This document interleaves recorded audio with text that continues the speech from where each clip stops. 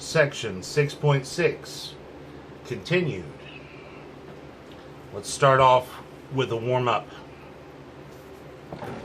We'll pick up where we left off last time and grab number 50.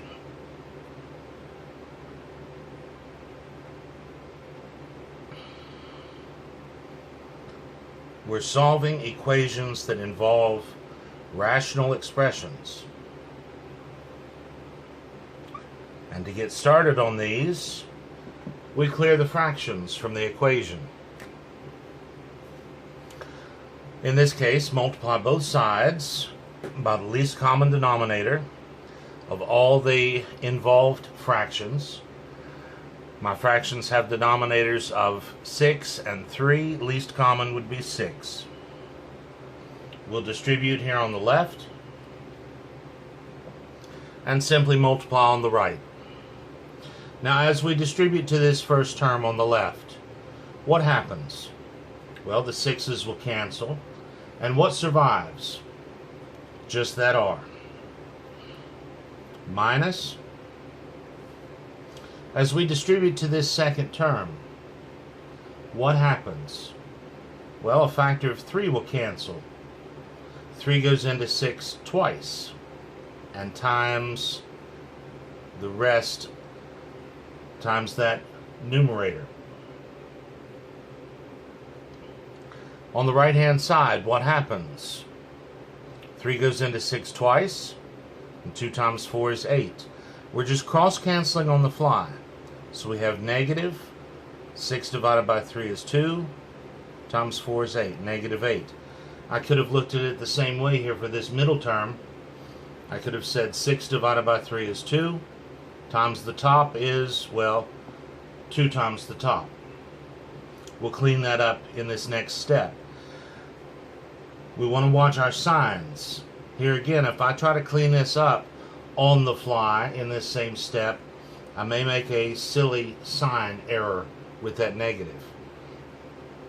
Instead of distributing a 2, of course, we need to now distribute a negative 2 as we begin simplifying the left-hand side. Combine like terms.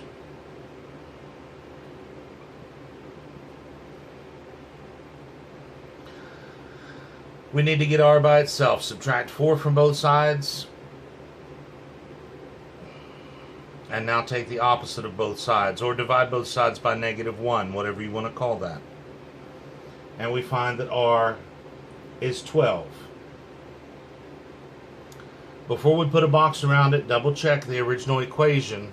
Now in this equation, we could have done a problem like this back in chapter 2. There are no variables in the denominators. So what value of r would cause one of these terms to go undefined? None of these terms will ever be undefined, because this denominator will always be 6, can't be 0. This denominator will always be 3, can't be 0. This denominator will always be 3 and can't be 0. So 12 does not cause me a problem, and that should be my final answer.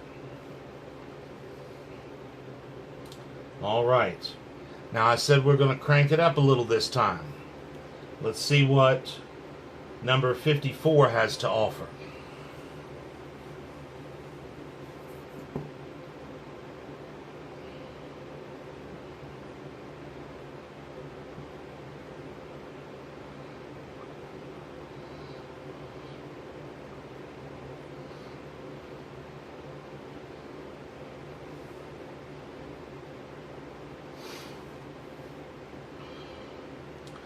What we want to do is clear these fractions.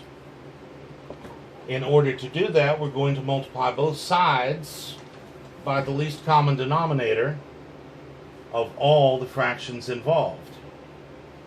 To find that least common denominator, we collect factors. So, the first thing I'm going to need to do here is factor these denominators.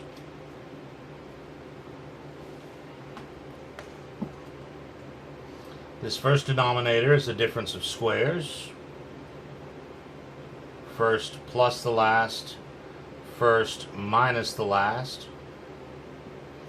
My second denominator, I can factor out a greatest common factor of t, which will leave t minus 2. Now that I can see all the factors, I can come up with that greatest common factor. Come up with that least common denominator. Collect every different factor you see the most number of times it appears in any one denominator. We see factors of t, t plus 2, and t minus 2, each appearing no more than once in any one denominator. So this is our least common denominator that we're going to use to multiply on both sides.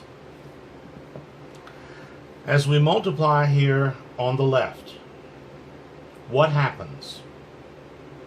What happens? The t plus 2's will cancel. The t minus 2's will cancel. What survives? That black 2 and the pink t. What happened here on the left? The t plus 2's canceled, the t minus 2's canceled, so what survived? That 2 and that factor of t. On the right hand side, as I multiply, what happens? The t's will cancel, the t minus 2's will cancel, and what survives? That black 3 and the pink t plus 2. And we'll clean that up in the next step. What happened here on the right? Factor of t canceled, a factor of t minus 2 canceled, so what was left? The 3 and the t plus 2. So we've cleared the fractions, we've cleared the rational expressions from this equation. Looks like we just have a simple linear equation to finish off. Distribute the 3.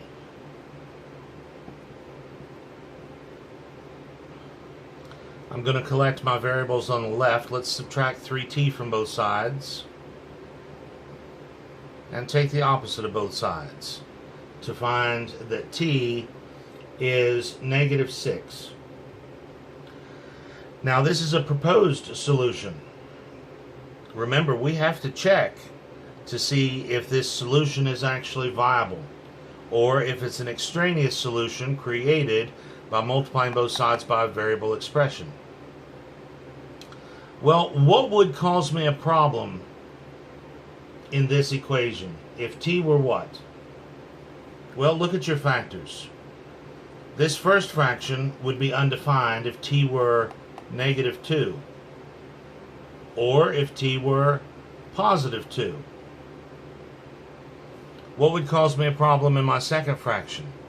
Right here, if t itself were 0, this fraction would be undefined. And here's a repeated one if t were positive 2 again. So for this problem, we know that t cannot be negative 2, positive 2, or 0. Those are solutions that I would have to reject. But we found t is negative 6, and so that is a viable solution. We get to keep it. Let's try number 58.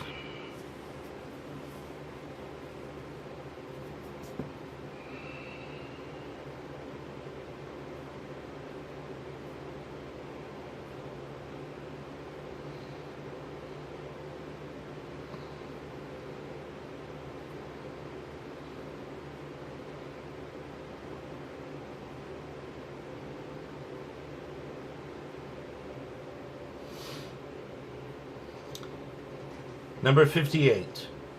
So we want to clear the fractions from this equation. We want to clear these rational expressions. To do that, we're going to multiply both sides by the least common denominator of all the involved fractions. To find that least common denominator, I collect factors. So the first thing I need to do is get all of my denominators factored. These first two denominators are prime. In other words, they can't factor any further. But this last denominator is a difference of squares. Instead of writing a whole new step for this, since I just need to do this one factorization, let me just do this. Let me just factor it right here in place. First plus the last, first minus the last. Now that I can see all of my factors, I can figure out my least common denominator. My least common denominator, collect all the different factors you see, the most number of times each appears in any one denominator. We see factors of r plus 3 and r minus 3, each appearing no more than once in any one denominator. So that's what we'll multiply by on both sides. Here on the left-hand side, we will distribute this LCD to each of the two terms. And of course, on the right, we're simply multiplying. Let's go ahead and knock out the right-hand side. On the right-hand side, as I multiply, what happens? What happens? Well, the r plus 3's will cancel. The r minus 3's will cancel. So what survives? Just that negative 12 from that original numerator. Over here on the left, as we distribute to this first term, what happens? Well, the r plus 3's will cancel. What survives? That black 3 and this pink r minus 3. We'll clean that up in the next step. And minus, as I distribute to this second term on the left, what happens? The r minus 3's will cancel, so what survives? That black 2 and the pink r plus 3. We've cleared the fractions from the equation. Let's get this solved. Distribute the 3. Distribute this negative 2. Watch your signs. Combine like terms here on the left-hand side. Add 15 to both sides to find that r equals 3. Again, when we're working with rational equations, what we end up with initially is a proposed solution. We've multiplied both sides by a variable expression. This solution may be extraneous. We need to check, at least to be sure, that this proposed solution causes no denominator to be 0, causes no term to be undefined. Well, let me ask you this. What would cause me a problem? In this first fraction, if r were negative 3, this denominator would be 0. In this second fraction, if r were what? Positive 3. So that is a problem. If r were positive 3, this second term would be undefined. And just to finish this off, in this last fraction, I can see my factors here. If r were what? These are repeats. If r were negative 3, or if r were positive 3, this fraction would be undefined. So, plugging 3 back into the original equation causes me the problem of at least one of my terms going undefined. I have to reject this proposed solution. It turns out it was an extraneous solution. And as it was the only proposed solution, we have no solution.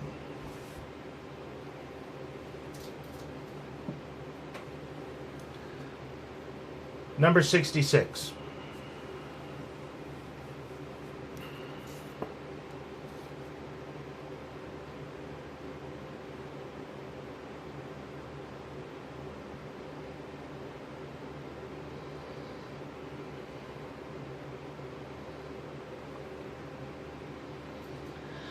Here in number 66, we want to clear the rational expressions from the equation. We'll do that by multiplying both sides by the LCD of all the little fractions. To find an LCD, I'm going to collect factors, so I need to see these denominators completely factored. Well, both denominators are completely factored. 8m plus 3, nothing I can do with that. 3m, nothing I can do with that. Both denominators are prime. So, let's collect every different factor we see the most number of times it appears. I see factors of 3, m, and this binomial factor, 8m plus 3. That's my least common denominator. Multiply that on both sides. Here on the left, what happens as I multiply? The 8m plus 3's will cancel. What survives? This pink 3m and this black m. 3m times m is 3m squared. Here on the left, what happens? The 8m plus 3's will cancel. What survives? 3m times m, 3m squared. On the right-hand side, what happens as I multiply? The 3's cancel, the m's cancel. What survives? This 1 times that binomial, which is just that binomial. So here on the right, what happened? The 3's canceled, the m's canceled, to leave just the 8m plus 3. Look what we have here. This is a quadratic equation. We know how to solve those. Set it to 0. Let me subtract 8m from both sides and subtract 3 from both sides. Now let's see if we can get this left-hand side factored. If it factors, it'll factors a pair of binomials. It has to start with 3m and m.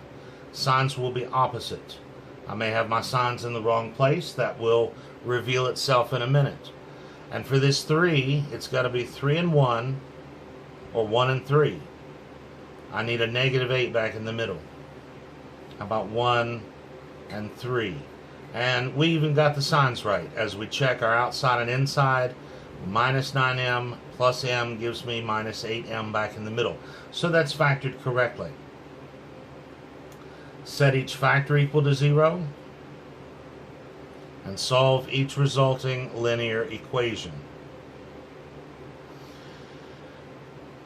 In this first little equation, subtract 1 from both sides, divide both sides by 3. My second equation, add 3 to both sides. So I have two proposed solutions. Two proposed solutions. I need to determine if they are actually viable. Do I get to keep them? Or are they extraneous solutions created by multiplying both sides by a variable expression? Well, let's ask, what would cause a problem? What would cause a problem in the original equation? Look at this second fraction. 1 over 3m. That would be undefined if m were 0. So we know m can't be 0. What about our first fraction? Well, you do enough of these, and you'll be doing that in your head, but remember, all we're asking is, when is this denominator going to be 0? Denominator is 0. We write that equation and we solve that equation. Subtract 3, divide by 8. So that means that m cannot be negative 3/8.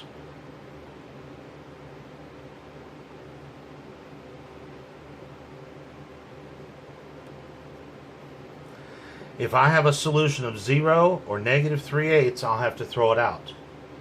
Well, negative 1/3, no problem. It does not cause any original denominator to be 0. M equals 3, also no problem. Only if m had been 0 or negative 3/8 would I have to throw it out. So let's gather our solutions together, put a box around them. We get to keep both solutions. Now, when a rational equation results in a quadratic equation, we expect two proposed solutions. Sometimes you get to keep them both, as in this problem. Sometimes you have to throw them both out. And then there are occasions where you get to keep one of the solutions, but have to reject the other. Number 78.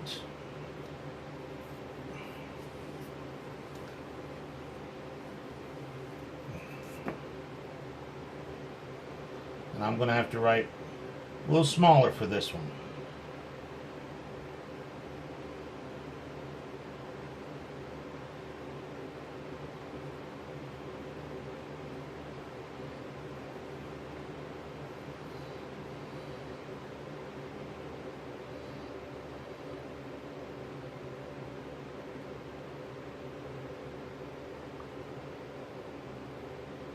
All right.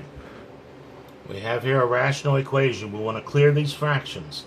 To clear the fractions, we need a least common denominator. To get a least common denominator, we need to collect factors. Let's get these denominators factored. This first denominator, if it factors, will factor as a pair of binomials, each starting with m. Signs are opposite. It's got to be 2 and 1. And to get a positive m back in the middle, it's going to be plus 2 minus 1. Again, this is a section in which I'm not teaching you how to factor. Factoring becomes just one small step in a much bigger problem. This second denominator is a difference of squares. First plus the last, first minus the last. And this last denominator, if it factors, will factor as a pair of binomials, each starting with m. Signs are the same, in fact they're both plus, and it's got to be 1 and 2. All of my denominators are factored. Let's clear these fractions. Multiply both sides by the least common denominator of all the little fractions. And I'm going to have to squeeze this in, because what do we see? We see factors of m plus 2, m minus 1, m plus 1, each appearing no more than once in any one denominator.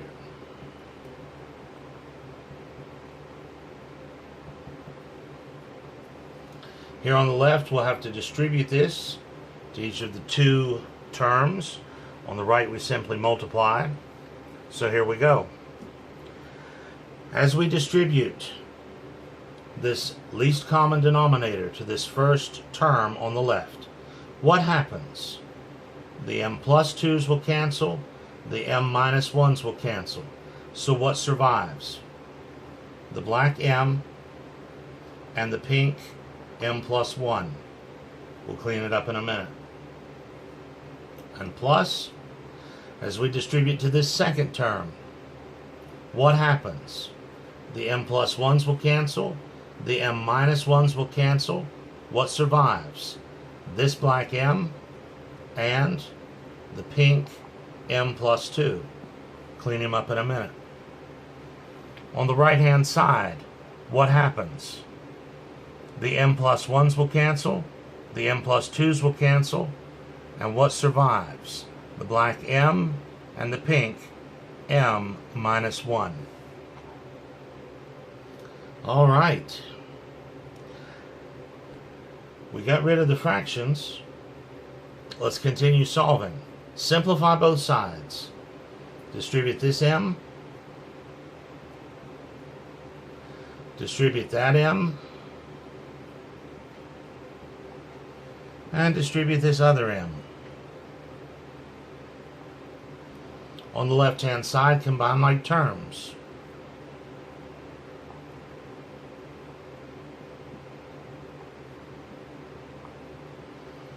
We see we have a quadratic equation, so we know we want this set equal to 0. Let's subtract m squared from both sides. And let's add m to both sides. If you want in your notes to see minus m squared and plus m, put it. We subtracted m squared from both sides. We added m to both sides to get m squared plus 4m equals 0. Now that it's set to 0, quadratic equation, we want to get this left-hand side factored. We can factor out a greatest common factor of m.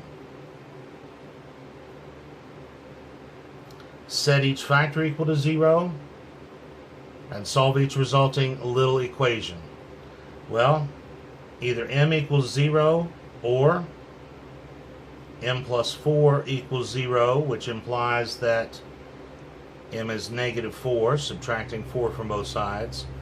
So here are my two proposed solutions. Now, do I get to keep them? Do I have to throw them out? Do I get to keep one and throw one out? Well, what can m not be? Look back at your factored form. That's the easiest place to check. Look back at the factored form of these denominators. What would cause me a problem as far as one of these denominators being 0, making a term undefined? Well, here in my first fraction, if m were negative 2, that'd be something over 0 and would be undefined. So m cannot be negative 2. Also, if m were positive 1, I'd have a problem with that first fraction. In my middle fraction, this factor, if m were negative 1, I'd have a problem. I'd have a 0 in a denominator, I'd have an undefined term. This is a repeated factor. We've already said m can't be positive 1. This is a repeat, m can't be negative 1, and this is a repeat, m can't be negative 2. So these are the proposed solutions I would have to reject. So it turns out 0 does not cause a problem when plugged back in. Negative 4 does not cause a problem when plugged back in. And so once again we get to keep both solutions. Sometimes you get to keep them both. Sometimes you throw them both out. Sometimes you get to keep one while you throw the other one out.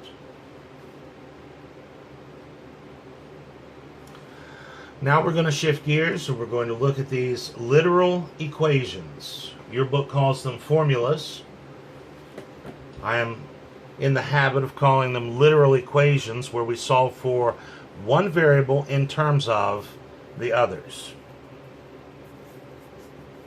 If you want to pause the video at this point, work on some of the homework up through number 81, and then come back and do this as a separate topic, that's fine.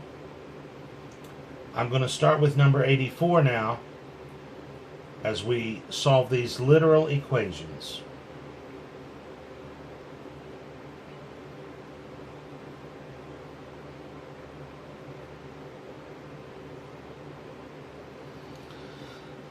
We want to solve this equation for e. Well, the first thing I want to do is clear these fractions. We're trying to get e by itself on one side. Let's clear the fraction, multiply both sides by r. Now, just because I was a physics major, I recognize this formula. I'm used to seeing the I written in front of the R, and so that's what I'm going to do. There's nothing wrong with writing RI.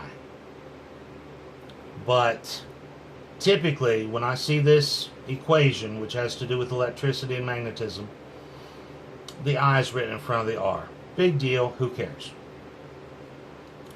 On the right-hand side, what happens? The R's cancel to leave just KE.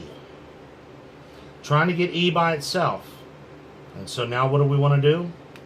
We want to divide both sides by K.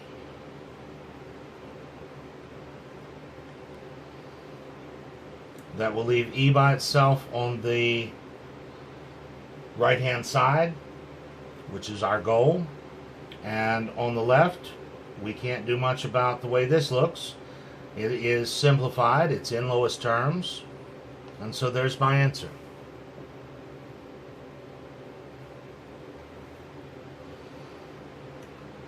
Number 86.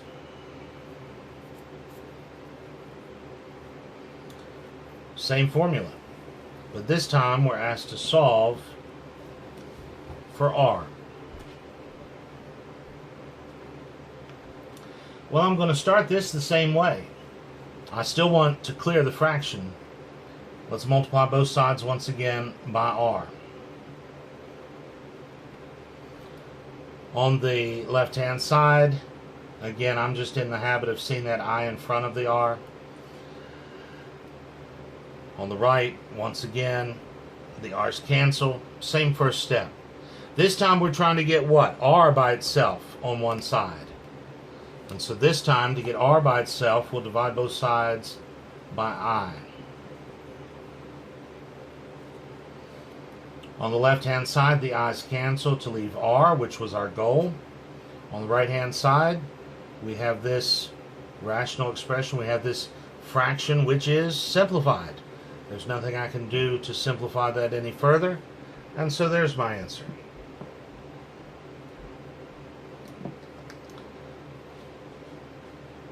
All right. Number 88.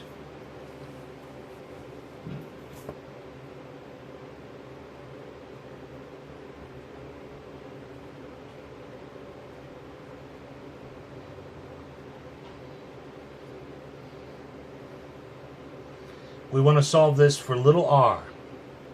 I left me some room for my common denominator, as the first thing I want to do is clear that fraction. So multiply both sides by the least common denominator. The only denominator is big R plus little r.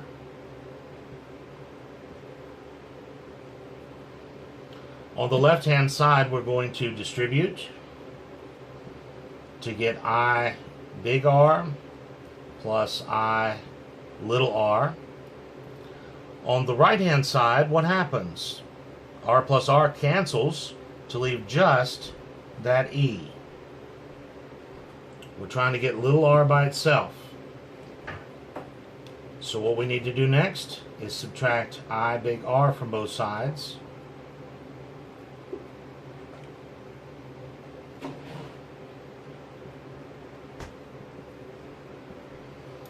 On the right, those are unlike terms, so that's all I can do.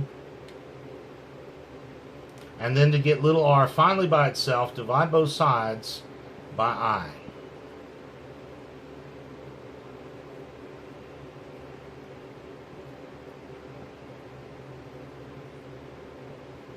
And that's it.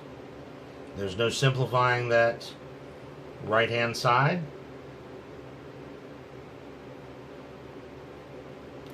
It is possible, you know, that when we divide both sides by something, we can say, well, there's no need to change this in your notes or anything, but I'm going to show you. There's a way to get this answer in a different form. You remember from chapter 3, when you divide both sides by something, you can distribute that division. You're really dividing each and every term by that thing, right? You can distribute that division. And if I had looked at it that way, I would have come up with little r equals E over I, and then these i's will cancel, and minus big R. So that's another way to write this same answer. Not sure about that? Perform the subtraction here. You need a common denominator. Multiply the top and bottom of this r by I over I. You'd get E minus IR, yep, over that common denominator. So yeah, those are the same. But a couple different ways to come up with that same answer, although they look slightly different. Number 92.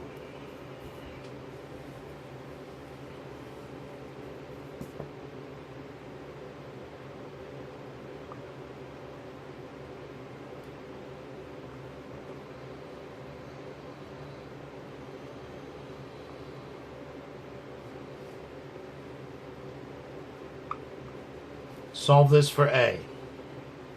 First thing I want to do is clear the fraction. Multiply both sides by this. That's the only denominator, so of course it's least common. Multiply both sides by big B plus little b. On the right hand side, b plus b will cancel to leave just 2a. And on the left hand side, there are a couple ways to handle this. Typically what we do in this case is we will distribute that h. Big BH plus little bh. We're trying to get a by itself on one side.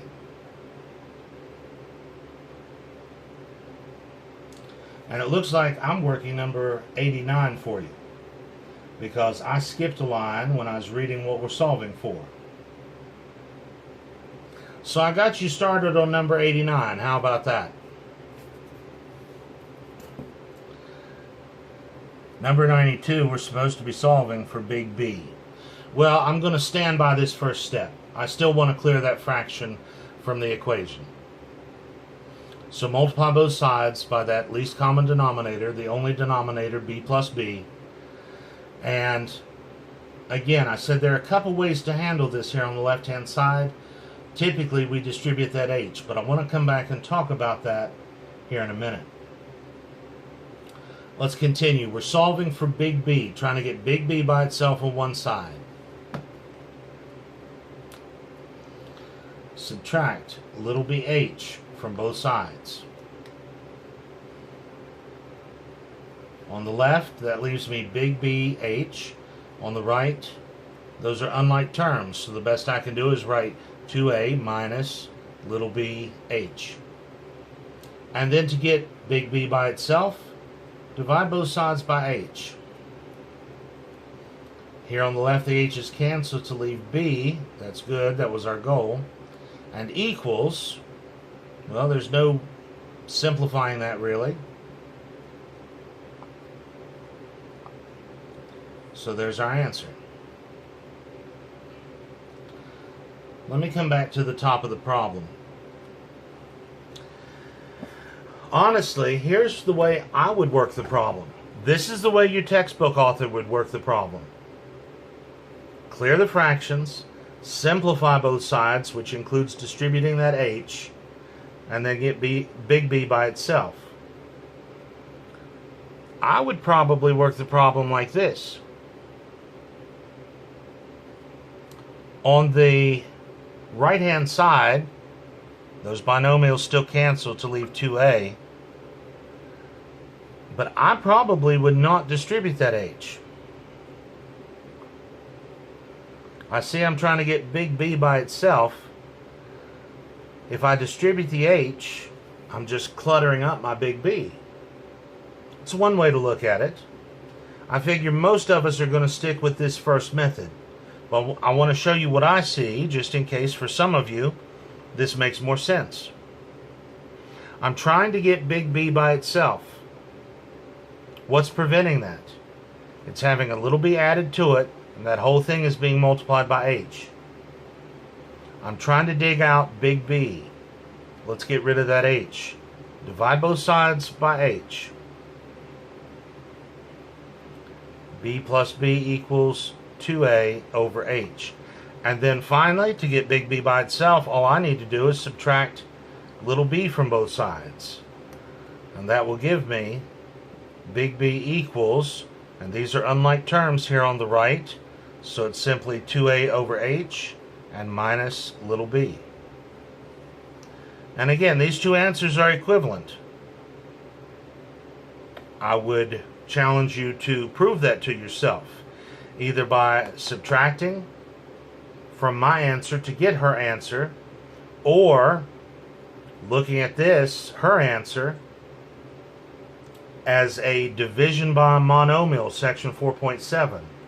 Rip that apart and simplify each term to see if you can get to my answer. But these two answers are indeed equivalent, and Neither method is considered better here. I like mine, she likes hers. It's all good. Number 94.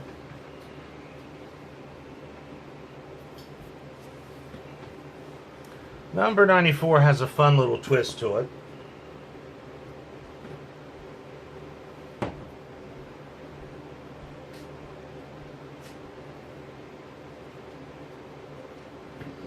First thing we want to do as we go to solve this for Q is clear the fractions. Multiply both sides by the least common denominator of all the fractions involved. Gather up all the factors from all the denominators. We see factors of K, of P, and of Q, each appearing no more than once. So KPQ is my least common denominator. Here on the left-hand side, the K's will cancel. What survives? That black 3, the pink P, and the pink Q. On the right-hand side, as we distribute, what happens as I distribute to this first term? The P's will cancel. What survives? A K and a Q. And of course, times that 1 is still just KQ. The P's cancel to leave KQ. And plus, as we distribute to this last term, what happens? The Q's cancel to leave KP. We're solving for Q. Q appears on both sides of this equation. The Q appears on both sides of this equation. We need to collect our Q terms on one side, our non-Q terms on the other. Let's subtract KQ from both sides.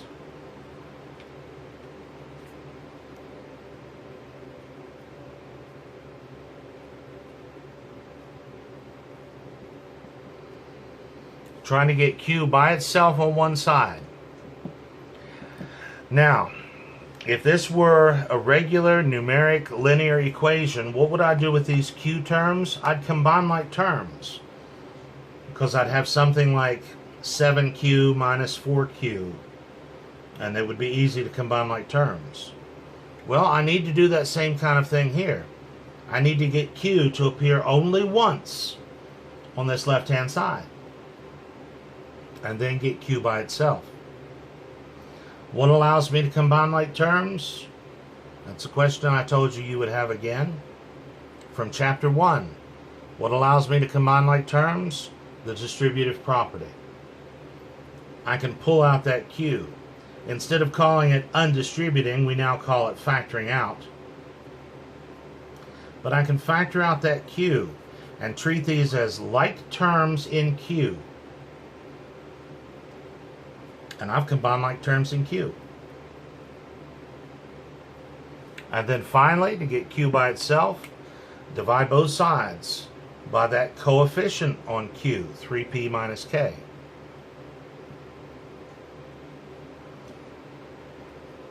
The 3P minus K's will cancel here on the left to leave just Q. That's good. That's what I was after. And we simply have KP over 3P minus K on the right. That's our little interesting thing that happened in this problem. We needed to combine like terms in Q. No, those aren't like terms, but they are like terms in Q. And to combine like terms, all we had to do was factor out the Q. That gets those coefficients together to give me now a coefficient, a binomial coefficient on Q of 3P minus K. Then we can divide that off both sides.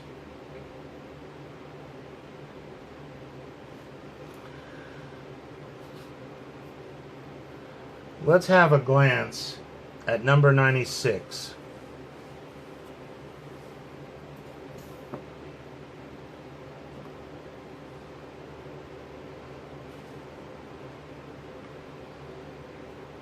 Having just seen number 94, I want to do another problem where I have to combine like terms in a certain variable.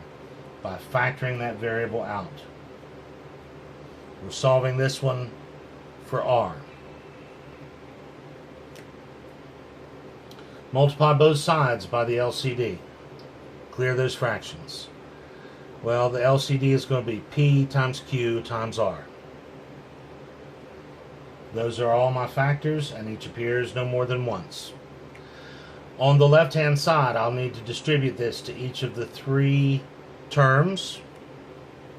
As I distribute to this first term, what happens? The P's cancel. What survives? The black 5 and the pink Q and R. Plus, distributing to this second term, what happens? The Q's cancel. What survives? The 2, the P, and the R. Distributing to this third term on the left-hand side, what happens? The R's will cancel to leave the 3, the P, and the Q. On the right-hand side, we simply have PQR. Now, I'm solving for little r. So I want to gather all of my r terms on one side, all of my non-r terms on the other. I'm going to collect all of my r terms on the left. You could collect them on the right, and in fact, in the back of the book, she probably gives two different forms of this answer depending on how you treat it. I'm going to collect all of my r terms on the left-hand side.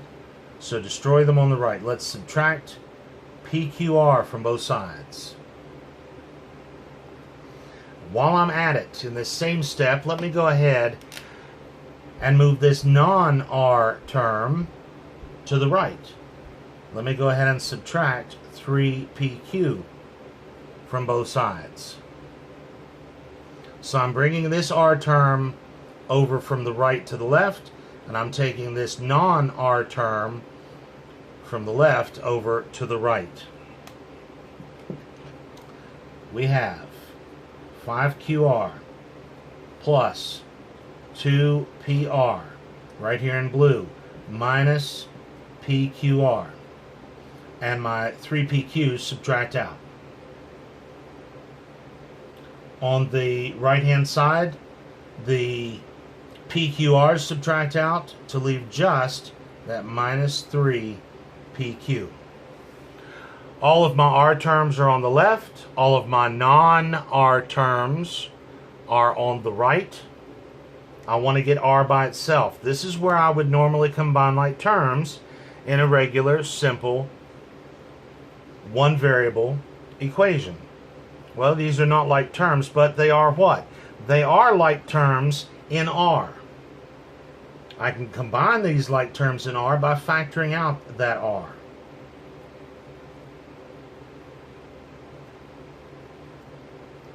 And because I'm thinking of this as combining like terms, I usually factor my R out to the right. You can factor the R out to the left, out in front. That's fine. But I'm thinking of this thing in parentheses as a big, ugly coefficient on R. Then the only thing left to do to get R by itself is divide both sides by that coefficient.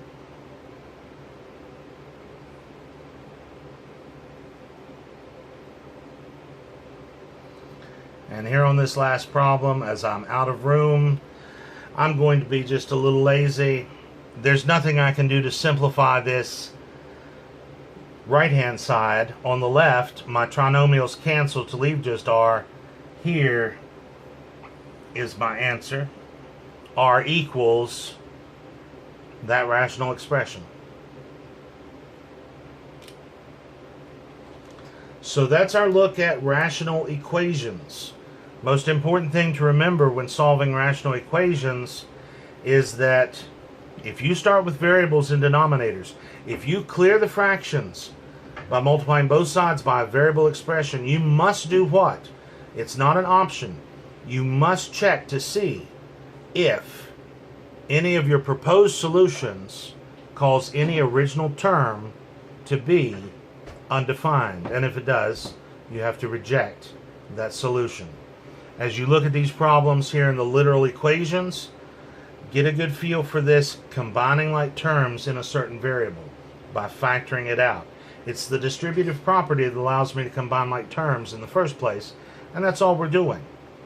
Factoring out that r, we're just undistributing that r, and in this case it gave us just a big trinomial coefficient. But get used to that idea of combining like terms in one of the variables. So, that's our look at Chapter 6. I'll leave you to the homework.